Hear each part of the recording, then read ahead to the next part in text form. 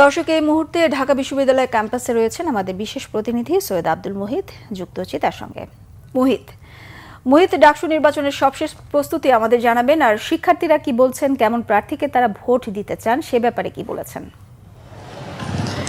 বিভাষা, আপনি জানেন যে এখন থেকে আর কয়েক ঘন্টা পরেই শুরু হবে ডাকসু নির্বাচন।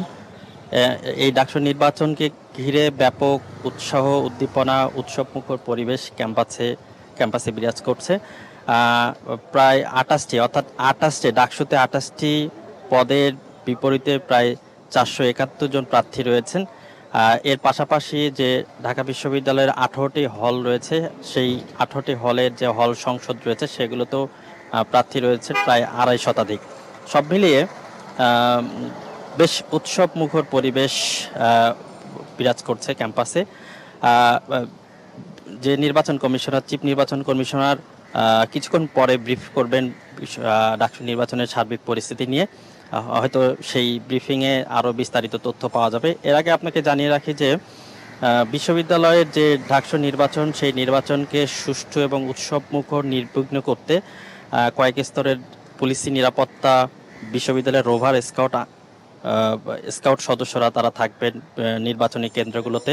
এর মধ্যে যে 8টি কেন্দ্র রয়েছে, সেই 8টি কেন্দ্রের প্রায় প্রতিটি কেন্দ্রে 810টি করে বুথ, যাতে শিক্ষার্থীরা খুব কম সময়ের মধ্যে ভোট প্রদান করতে পারেন সেই বিষয়টি তারা নিশ্চিত করেছেন।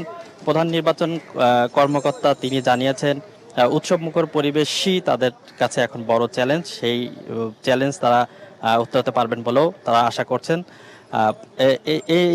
এইসব পরিস্থিতি যখন চলছে, আমরা কিছুক্ষণ আগে দেখেছিলাম যে বিশ্ববিদ্যালয়ের সিনেট ভবন, যেটি বেশ কয়েকটি হলের কেন্দ্র, সেখানে এই হলগুলোর যারা শিক্ষার্থী ভোটার রয়েছেন তারা এই কেন্দ্রে ভোট দেবেন।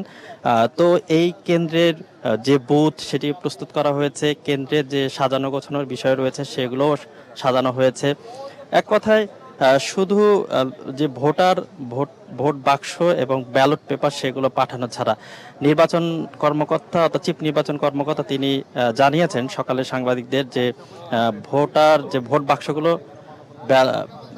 বাক্সগুলো রাতে পাঠানো হবে এবং ব্যালট পেপারগুলো যারা আগামীকাল যে 8টায় ভোট গ্রহণ শুরু হবে তার আগে কর্মকর্তারা ব্যালট পেপারগুলো সঙ্গে নিয়ে যাবেন। তো সব মিলিয়ে উৎসব মুখর একটা পরিবেশ বিরাজ করছে ঢাকা বিশ্ববিদ্যালয়ের ক্যাম্পাসে, বিশেষ করে ডাকসু ইলেকশন নিয়ে। তো বিপাশা, এই হচ্ছে ঢাকা বিশ্ববিদ্যালয়ের সর্বশেষ অবস্থা। আরো কোনো তথ্য পেলে সেটি জানিয়ে দেওয়ার চেষ্টা করব। জি মুহিত, আপনি থাকুন সেখানে, পরবর্তীতে আবারও যোগাযোগ করব। ধন্যবাদ আপনাকে।